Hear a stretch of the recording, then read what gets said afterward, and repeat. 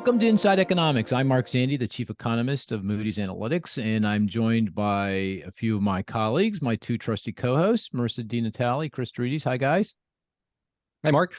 Hi, Mark. And I'm absolutely giddy, but you'll know why in just a few minutes, but I'm feeling pretty good, actually feeling very good. And we also have Dante D'Antonio, and that might give you a clue as to why I'm so giddy.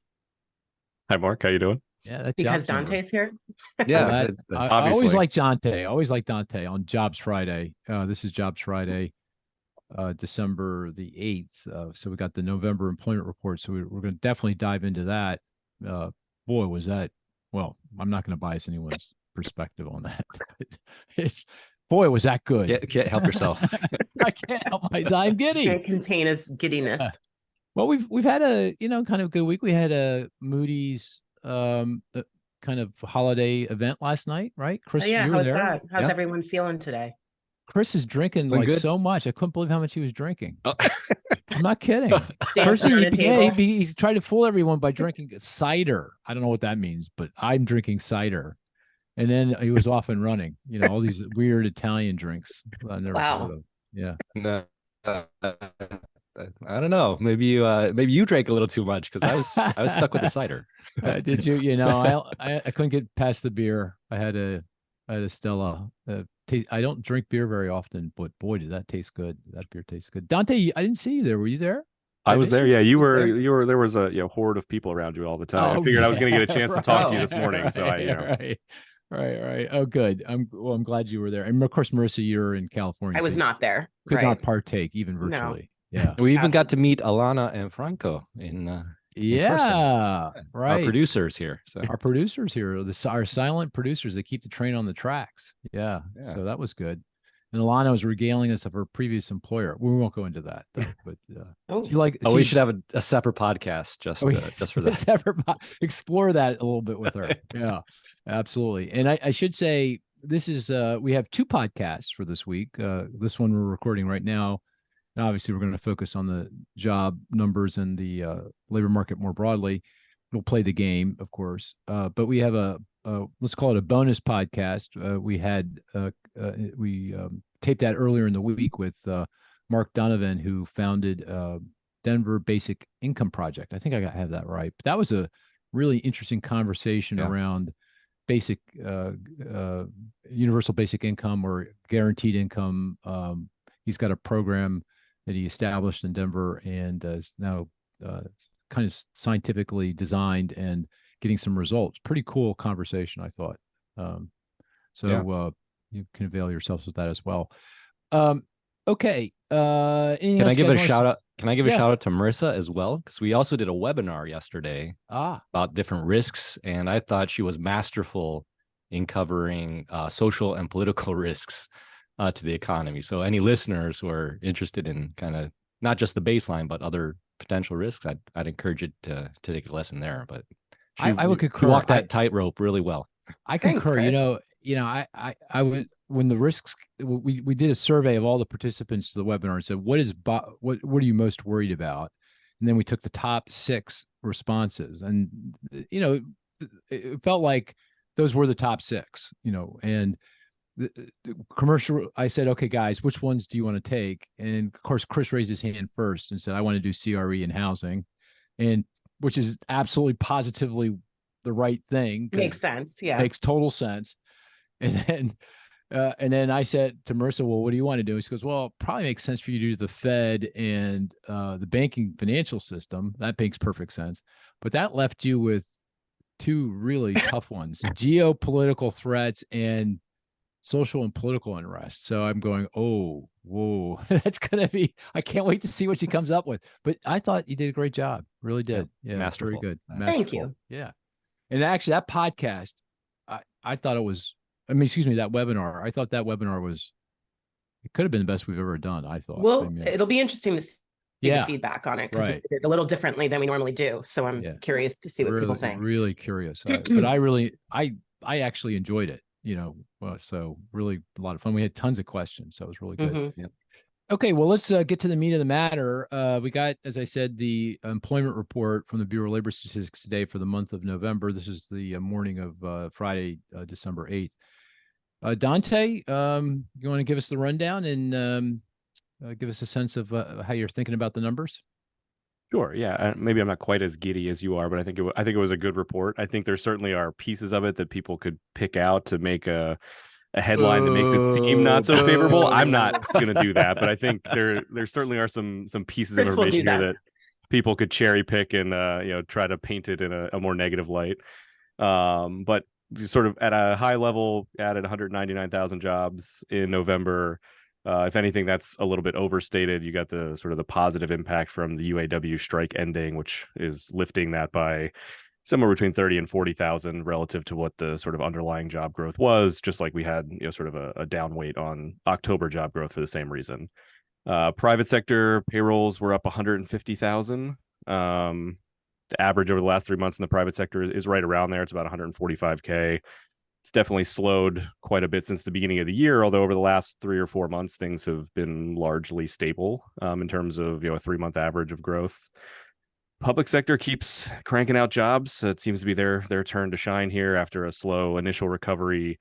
Public sector added almost 50,000 jobs again. It's averaging almost 60,000 over the last 3 months. So that's really propping up that headline jobs number quite a bit. Construction. Can I stop you just right there real quick? Because one of the I followed the tweeting a little bit this morning, and one of the criticisms or blemishes, people are trying to nitpick, in my view, but they're focused on the fact that a lot of the job growth is in government and of course healthcare, those two sectors, and therefore somehow that's not quite as good as job growth in other parts of the economy. How do you think about that?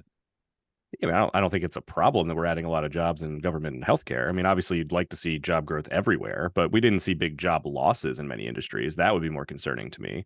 There were a couple pockets that looked a little bit weak, but I think sort of by design, we expect that job growth is going to be slowing across most industries if we expect overall job growth to be slowing here. So you're going to end up with some uncomfortable readings in some places, I think.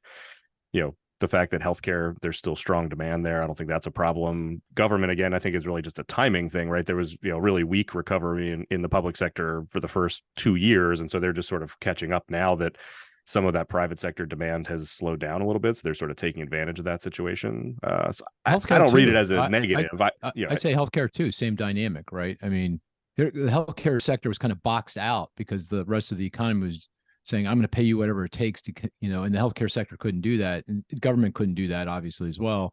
So they had to wait their turn, and now's their turn. So they're adding to payrolls and just kind of restoring the lost jobs during the pandemic. That's my interpretation of what's going on.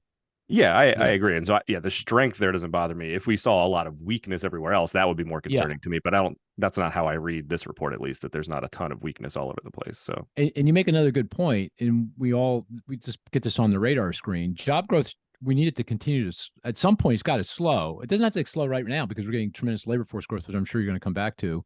But, that's not sustainable, I don't think. And we will see slower job growth. And if we get job growth that's kind of where we think it's going to be, kind of around 100K per month, maybe a little south of that, that means some sectors can't experience job growth and may even experience some declines. That's the point you were making. Agreed. Yeah. That's what okay. All right. Sorry, I interrupted. That's okay. Yeah. Construction was weaker than it's been. It was only up 2,000, the weakest reading since March. There again, I mean, it's been a lot stronger. I think it's held up a lot better than we expected it to. So seeing some weakness there is probably not all that surprising. Manufacturing was up 28,000. That doesn't really mean a whole lot given the strike impact. It was probably abstracting from that was probably slightly down. The strike impact was probably a little over 30K. So manufacturing more broadly was probably down a little bit over the month. Transportation warehousing again has been weak recently. It was down another 5,000. I wouldn't sort of not a concerning development to me.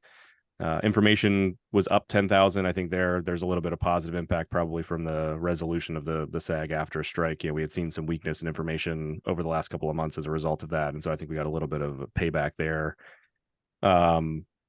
Professional business services has been very, very weak. Sort of a surprising turn in the second half of the year. That's one where, it had been pretty strong in the first half of 2023 and has really weakened. Some of that is, temp help services falls into there, and that's been weak over the last 12 or 18 months. So that's obviously causing some of that headwind. Healthcare, as you mentioned, incredibly strong, over 90,000 jobs added, averaging, over 80,000 jobs a month over the last 3. Leisure and hospitality still doing pretty well, 40,000 jobs there, averaging slightly better than that in the last 3 months. One of those data points I mentioned that somebody could cherry pick, wage growth was up 0.4%. Before you go there, let me just ask on jobs. I mean, what do you, think, abstracting from the vagaries of the monthly data, strike effects, seasonality, everything else, what do you think the underlying rate of monthly job growth is? I think very recently it's 175. 175. Okay. Yeah. And would you concur with what I said earlier that, at some point we're here in the not too distant future, we're headed closer to 100K, maybe a little south?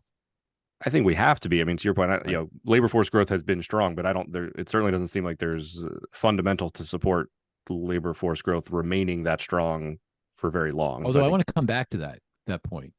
We can talk about that. Yeah. But anyway, okay, proceed. Go ahead. Yes, I think one of the somebody could make a headline that wage growth was up 0.4%. That's the strongest reading since the middle of the year. That could seem concerning. The reality is year over year growth is still down, right? The November reading from last year was even stronger than the one we got today. So year over year wage growth is still moderating. It's back right around 4%. It hasn't moderated quickly here in recent months, but the trend has been pretty consistently down to a slow degree. On the household survey side of things, again, here I think you can obviously sort of paint whatever story you want to. If you just focus on this month, you could make it seem like the labor market is booming, and that could be a problem. But if that's ignoring the overly weak reading we got in the household survey last month, so I think if you sort of take them in aggregate, you get a much more accurate and less concerning story about what's going on. The labor force expanded by over 500,000 this month, but again, that's against a big decline last month. The reality is it's averaging about 150,000 people added to the labor force over the last 2 months, which is pretty much in the ballpark that we've been in. So there's really not a whole lot of new information there. Labor force participation ticked back up to where it was after declining a little bit last month. So there again, if you sort of take the 2 months in total, there's not a whole lot to write home about. The unemployment rate, again, there's one of those headlines. It dropped from 3.9 to 3.7. You can certainly, get worked up about that if you want to and say, hey, we want the unemployment rate to move in the other direction. We want it to be going up a little bit. If anything, we don't want it to be coming back down. But there again, it was at 3.7 pretty recently. It was, as low as 3.5 in July. So it's still up off of that bottom over the last couple of months. Seems like it's steadfastly between 3.5 and 4. I mean, it's not, right. And then, we get month to month movements there that no one should pay all that much attention to, I don't think. And so again, not overly concerning to me. Employment in the household survey was up almost 750,000. Again, you could say, oh my God, it's a huge gain. But over the last 2 months, it's averaging 200,000, which is exactly in line with the payroll survey. Again, not a whole lot to write home about, I don't think. So by and large, I'm in your camp. I think it's a positive report. I think it gives us most of what we were hoping to see. Could it have been slightly better? I think, maybe you expect job growth to slow a little bit faster. Maybe you get wage growth that comes in a little bit more, although, we might talk about how that might not be necessary anymore. So I read it as a good report. Like I said, I think you can nitpick at it maybe a little bit more than some of the past ones that we've had, but really, I don't know that I buy into that. I can't. I'm really hard pressed to nit. I've Chris's face tells me he's going to try in a minute. Well, so I mean, really, I mean, even the job growth, you're saying your nit is maybe it's too strong, right? That's your nit. But in the context of this labor force growth, I mean, it's actually just right, right? I mean, you're getting a lot of labor force growth with no wage, and wage growth continues to moderate. I mean, why wouldn't you want 175 or 200K? Why is that a nit? What's the opposite of a nit? Is there an opposite? I don't know. Whatever it is, nit times minus 0.1 or minus 1. That's what that is. Yeah, anti-nit. Anti-nit. There you go. Anti-nit. It's an anti-nit. Ooh, I think we got a title for the podcast. Somehow we got to get that in there, man. Anti-nit is cool. That's cool. Cris is so good with no this. one will have any idea what the podcast is about. But they'll be intrigued. They'll be intrigued. I got to listen to this. And Anti-knit. This sounds like artificial intelligence somehow. AI. Yeah. And then they'll listen. Yeah. Anyway. Okay. Bottom line, you step back, you say, what? I'm happy at the end of the day. Yeah, I mean, I think it's you're not giddy. You're not giddy. I'm not giddy. I'm happy. You're happy. You're happy. Our forecast was good, so that makes me happy. And okay. So. All right. Look, we're gonna go around the horn here. I'm giddy. We're gonna do this in, as you each get a chance to talk. I'm giddy, and I haven't had a chance to talk, but I'm still giddy. And Dante is happy. Okay. All right. Now we move forward. Marisa. I think it's great. And kudos to Dante for nailing the forecast. There you go. Almost to the number. That's a good point. I have nothing negative to say about it. No, I don't know. Yeah, I think it's great. I think it's exactly what we want to see. Job growth is slowing. But it's not coming at the expense of layoffs, a bunch of people being laid off, right? It's coming from slower hiring. I don't know. I don't have anything bad to say about it. Yeah. And I know what are the negative things you were reading about it that people think it's too strong? You're talking to, but the one I saw was this point about the composition of job growth. You exclude government and healthcare, then the job growth is much weaker, and it's kind of the implication is you're getting to underlying job growth, which I just doesn't resonate with me at all. I mean, the composition even within government, I don't know, is it bad to add jobs in those industries? I mean, it's state and local government jobs, both in education and outside of education, that were added. Federal government was like 0, I think. Yeah. And yeah, we got a huge gain in healthcare that was pretty broad-based, which we need, as Dante alluded to. And as you said, we want to see private employment growth slow, and we saw that. So I don't have anything negative to say. The big gain on the household side, if you adjust it for the payroll survey concept, it's much smaller. Still big. It's about 480,000, but even that looks good to me too. Yeah. Okay. So bottom line, take a step back. Your adjective is great. Great. Yeah. Great with the emphasis on the GR. Yeah. Great. Mm-hmm. Okay. Got it. Okay. I'm giddy. I'm telling you, this is what happens when I'm giddy. I can tell. Maybe it was that beer from last night too. Yeah, could be. Anyway, Cris, what do you think? Cheerful. Cheerful. Okay. Yeah. All right. Yeah. Okay. You're giddy. I'm cheerful. Where does that land though in the spectrum from giddy to happy to great? I think it's between you and probably it's you, Marisa, me, and then Dante. You, me. Oh, okay, got it. Right. Okay, that's how I would think. Okay, got it. Cheerful. Right. It's not quite as it's not quite happy. Yeah, it's more than happy. That's what I'm saying. Well, you're right. It's not great. But it's not great. Okay. Now that we got that established. These are technical terms, by the way. Technical terms, right.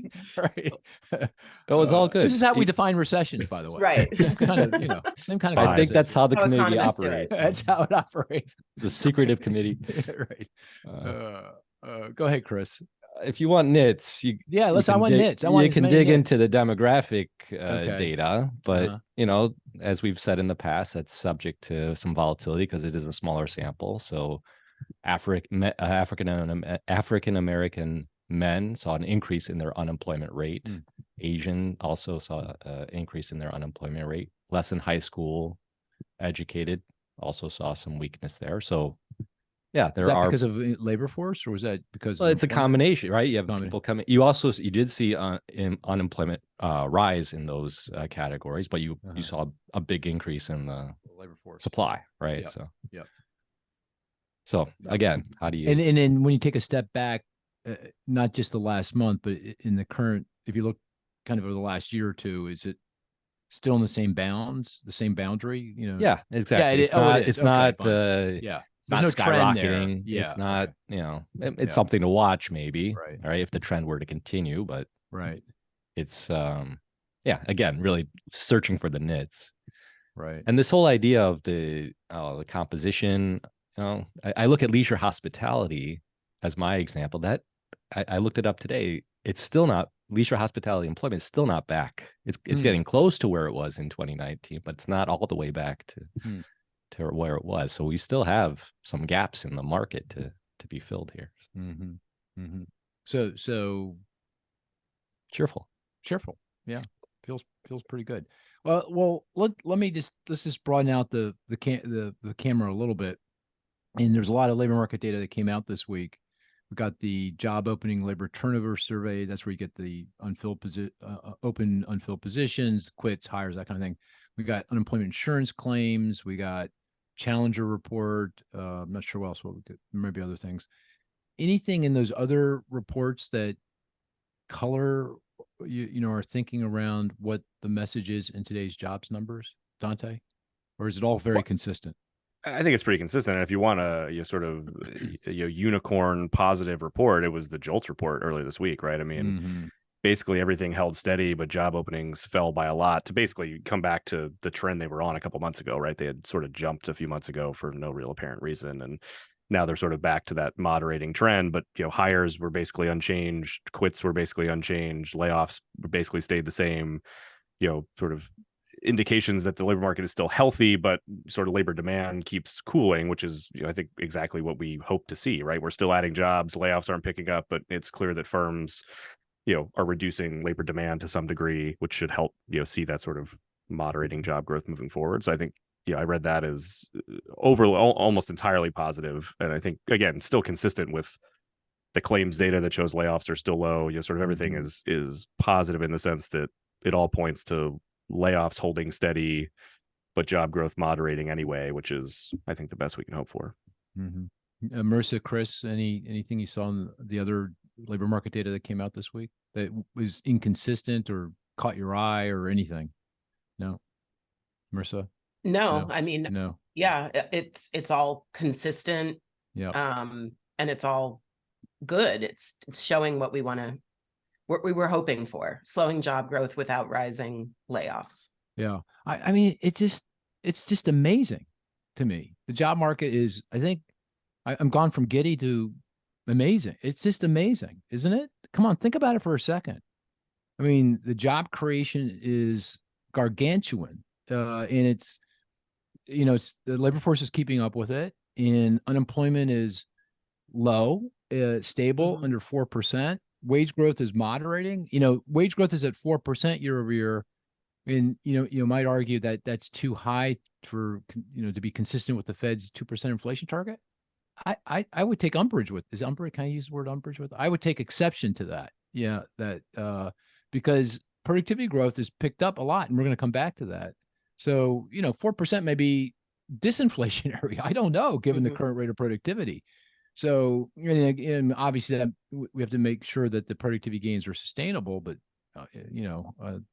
nonetheless, I can't think of a single thing I'm looking at, not one thing I'm looking at, and I'm saying, oh, that bothers me. That's just really bizarre. I mean, it's unprecedented, I have to say.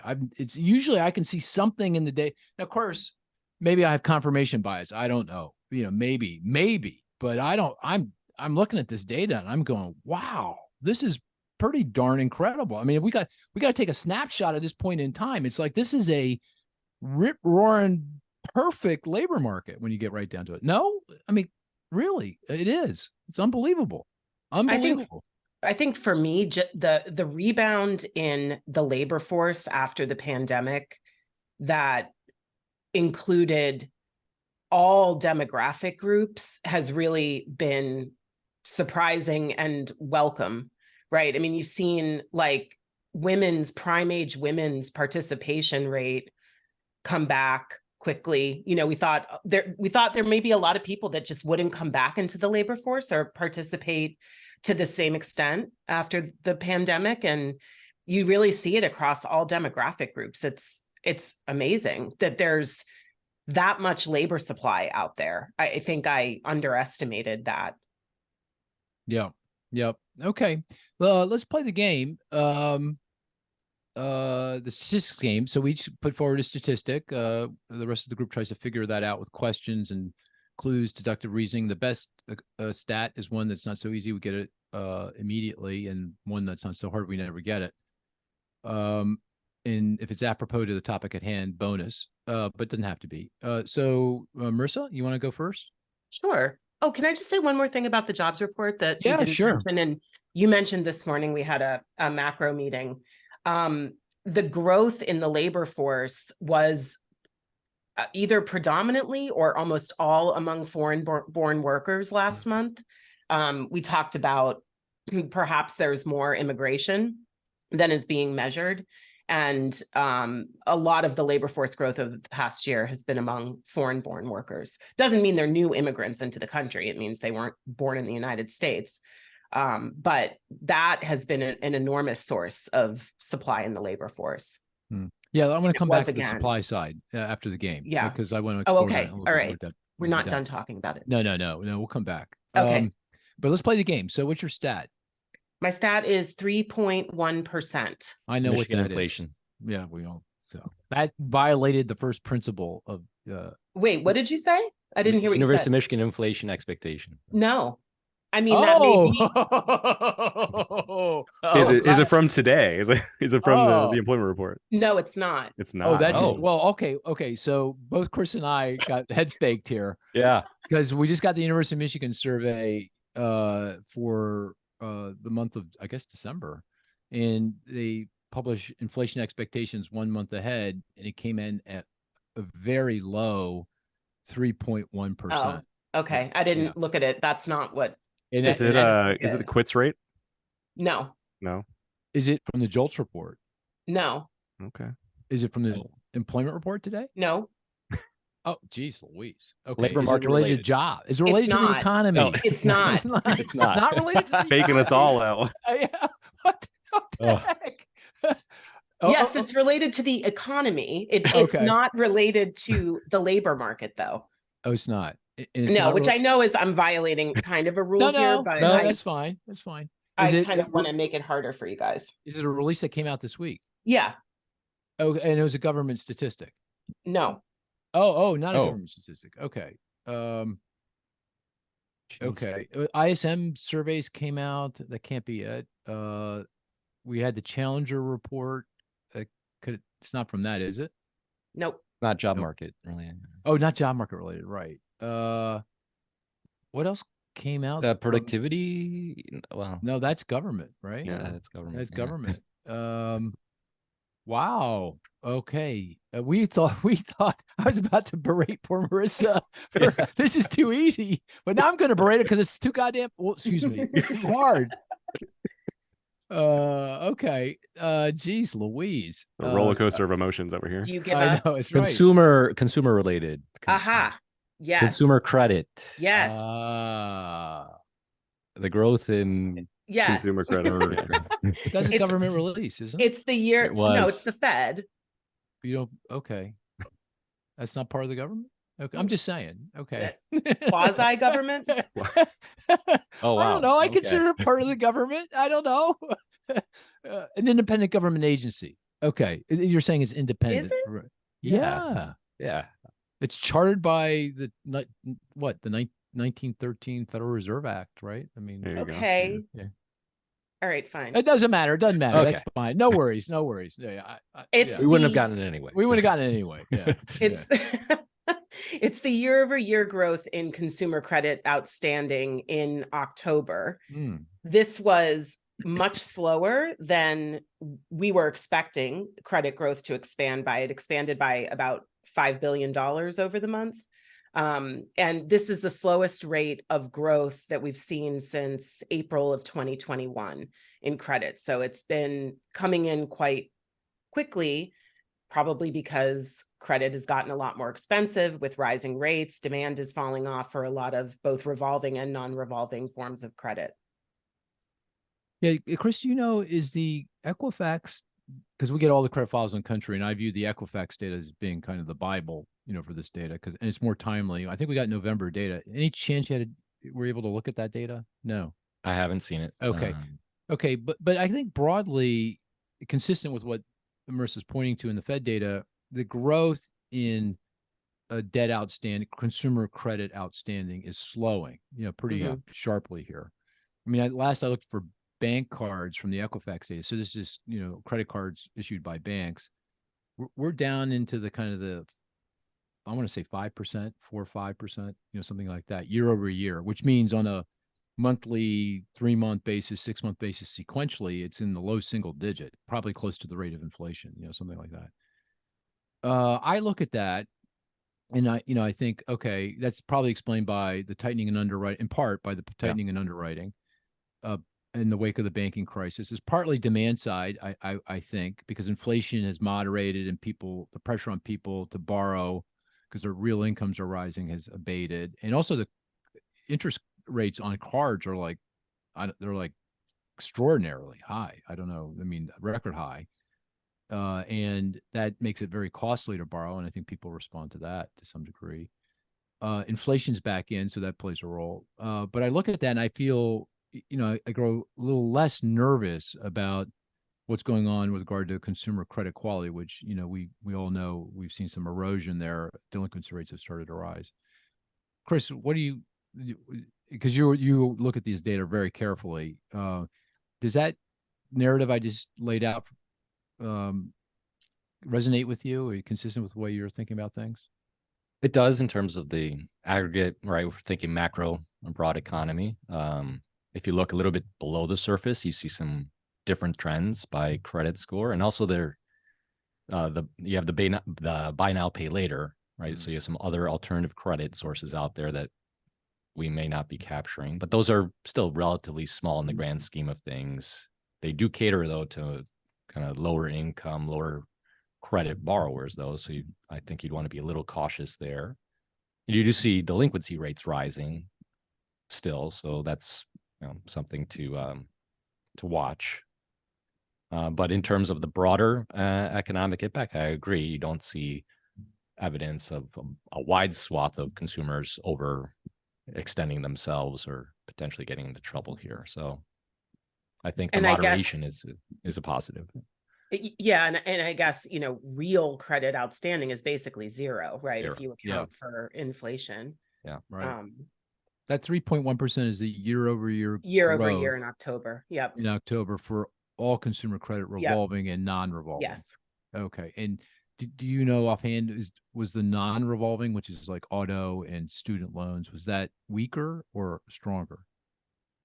Then 3.1, which were they both about the same, about 3? Oh, yeah. So non-revolving was much weaker. So non-revolving. Yeah. That may go to the student loan, debt. There's a lot of debt forgiveness, and there's also, putting people in income-driven repayment plans. Although that wouldn't affect the amount outstanding, would it? I guess it might. If there's some forgiveness attached to that, but that might be playing a role. Okay, that's maybe the decline in used cars. Oh yeah, that might used car prices. Used car prices. All about right. balances. That's a good point. Yeah, good point. Okay, great. That was a great statistic. Very good, Marisa. Dante, you're up. I'm gonna go pretty deep in the weeds here. Just I'm giving you a forewarning. Minus 38.4 thousand. Was this so? In the this employment? Is an industry. It's in the employment report. Yeah. Change. So it's employment for a certain industry that I conveniently left out of the rundown at the beginning. Okay. So what Sneaky. fell? 38,400 jobs. Wow, that is a big number. It's one of those things that somebody could call a blemish, right? That's yeah, or a data problem. depending on your perspective. Especially one who's giddy. This cognitive. Don't throw cognitive dissonance my way, or I think I'm using that word correctly. You said you left it out of the rundown? I don't think I mentioned it, no. Because I knew I was going to use it. Is it in the service side of the economy? Yes. Okay. Is it in the retailing part? Oh, that's right. Retail trade, right. Retail trade. Department stores? It's overall retail trade. Oh, overall retail trade. Okay. Yeah. Okay. And I brought this up because I think it'll actually make your case stronger, because I think that was the biggest single decline of any industry, obviously. But I think it's almost purely a seasonal adjustment problem. It's not an actual decline.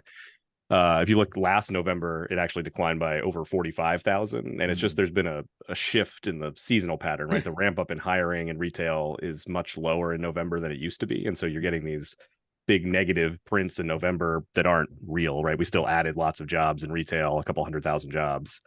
But that gain is smaller than it had been in prior years, and so it's reading as a negative in retail trade again. So that's a pretty big weight on that top line job number.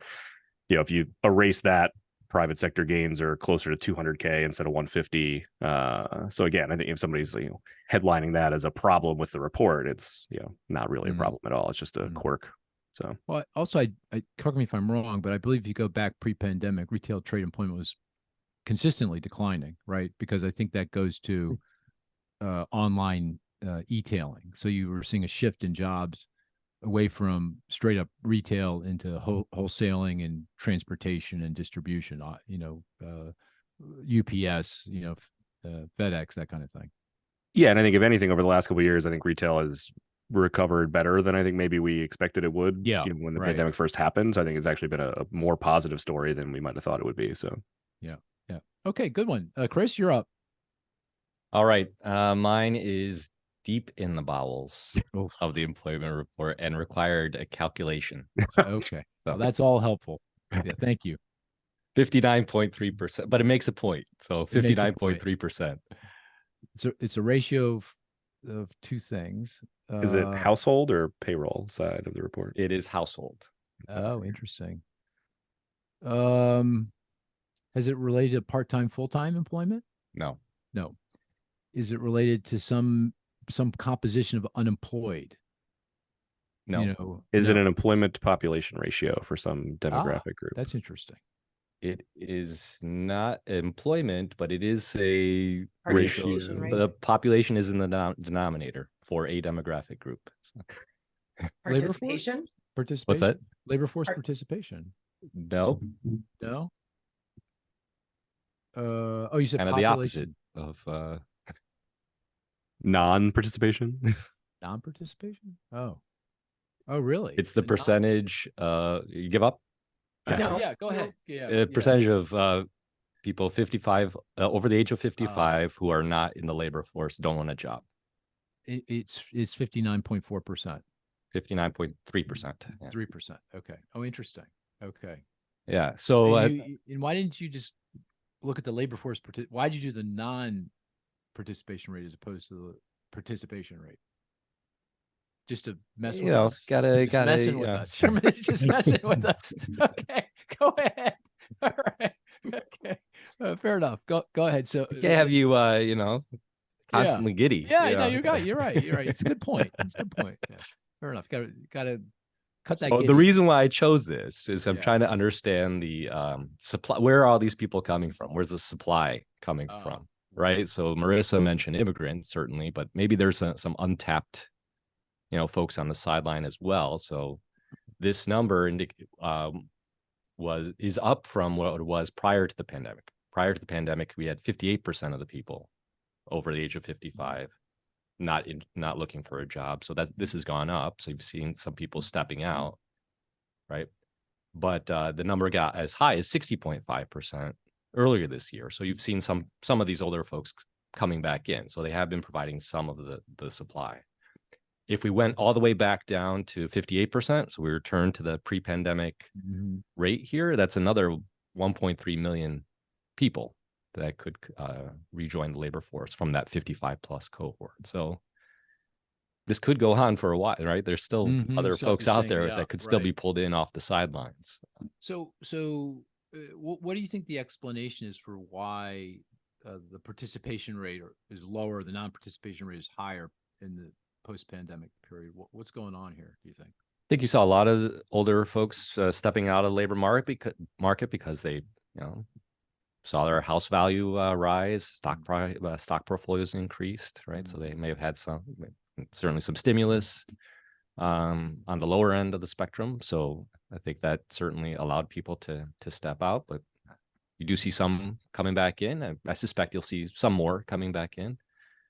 So mostly financial. So that's my guess. Yeah, everyone's net worth increased quite dramatically in the pandemic. Since the pandemic hit, stock prices are up, housing values are up, and you're saying they just don't need to work. So therefore, But now with time passing, they may need to do so, or I guess lifestyle or want to. Yeah, that's right. They took a bit of a break and they said, I got to get back. I got to do something here. Is there a reason to think that'll normalize though? I mean, because isn't there some demographic shift within that group too? I mean, like the 55 and older group has gotten older over time, and that's going to continue to happen, right? So you would think that would put downward pressure on the share of people who are going to be looking for work, right, as that group as a whole starts to age. So do you think there's a reason it will get back to where it was before? Yeah, well, that assumes that their finances are in shape, right? I'm not convinced that that's the case. So they'll be older, but I think you'll still need more people under pressure. Okay, will have to come back in. But I agree. I don't know that it goes all the way back to 58%. Maybe it's 58.5 or something. But even there, it still leaves room for more people to come back. Yeah. Okay. I'm just trying to understand where all these people are coming from who continue to join the labor force, continue to take jobs. Well, it could be significant if you go from 59 to 58. That's 1 percentage point. If I do my arithmetic right, that's like 1.6 million, 1.7 million people into the labor force. That's consequential, if that were to happen. Okay, I got one. I'm not sure if it's too easy or too hard. Probably. I always think it's too hard, but you guys are so good at this, particularly Marisa. She gets every time I think it's hard, she gets it right away. Well, here it goes. No pressure. No pressure. And this is, do you see how I'm playing a little bit of a mind game here? Yeah, exactly. He's messing with me. I'm getting into her mind. Yeah. And now she looks like she's got a bit of a headache. Yes. Shut up, Mark. Just tell me this. 2 years. 2 years. Dante, I can't hear you. I think that's a stat. 2 years. That's it. 2 years. That's my stat. I stand by it. The time since December 8th, 2021. Is that Oh, God, you should think about it in that context. That's a good way of doing it. Yeah. Yeah. In that context. This is job market related? Job market related. It goes to the amazing job market. 2 years of continuous job growth? No, we've had more than that, right? We have had 2 years that the unemployment rate has been below 4%. Yeah, like basically where it is. Very good. See, I told you. That's amazing. She's great at this. 2 years. We dipped below 4% December of 2021, and now we are here in November 2023. 2 years of sub 4% unemployment. That is amazing, right? Good reason to be giddy. Pretty incredible. And it's rock solid. It's rock solid. Here's another interesting statistic. I'll ask you this. What do you think real GDP growth per annum has been over that 2 year period with stable unemployment? Unemployment rock solid between 3.5 and 4. Which, by the way, just as a reason I ask is that would probably be a pretty good guesstimate of the underlying potential growth rate of the economy, right? During this period. Right. What do you think it is? Somewhere between 2 and 2.5%. Yeah, exactly. 2.35% per annum. That feels like to me the underlying potential growth rate of the economy. And actually, over the last year, unemployment has been stable. I think it was 3.6 November of 2022. It's 3.7 November of 2023. So basically unchanged. And over that period, real GDP growth has been 3% on the nose. It just feels like the underlying potential growth of the economy is economists talk about the real potential growth of the economy as if it's a constant. It's not. It goes up and down and all around. And it just feels like in the current context, I'm not saying this is underlying long run real potential growth. I'm not saying that, but I'm saying in the recent period, recent year, recent 2 years, it's not 2%. It's higher than that. It's closer to 2.5%, and even stronger than that over the past year. Does that make sense? Am I making sense, or am I missing something? Cris, so do you think that the full unemployment rate is 3.6% or something. What do you think NAIRU is? Yeah, it's between 3.5 and 4. Yeah, I do. Yeah, and if you had asked me in 2019 before the pandemic, what's the full unemployment rate, I'd say between 3.5 and 4. It's somehow, some way, the people's thinking around this changed, and they said, "Oh, it's 4 to 4.5." And of course, that's what the Federal Reserve is saying in their forecast, that's underlying full unemployment. But I just think it's 3.5 to 4. Consistent with what we're observing with everything that's going in the labor market, wage growth, and everything else. I mean, if 3.5 to 4% was below full employment, meaning we're operating beyond full employment, wage growth would be accelerating. It wouldn't be decelerating. So I just think the economy has, we're at full employment. We're not beyond, and we have more room to run than we think we have, because the underlying potential growth of the economy is stronger. And that goes to the point you were making, Marisa, about labor force and immigration. I suspect, and of course, Cris made another good point I didn't even think about. We may have a lot more juice coming from folks that are above the age of 55. We might see more further increase in participation or decline in non-participation in that group.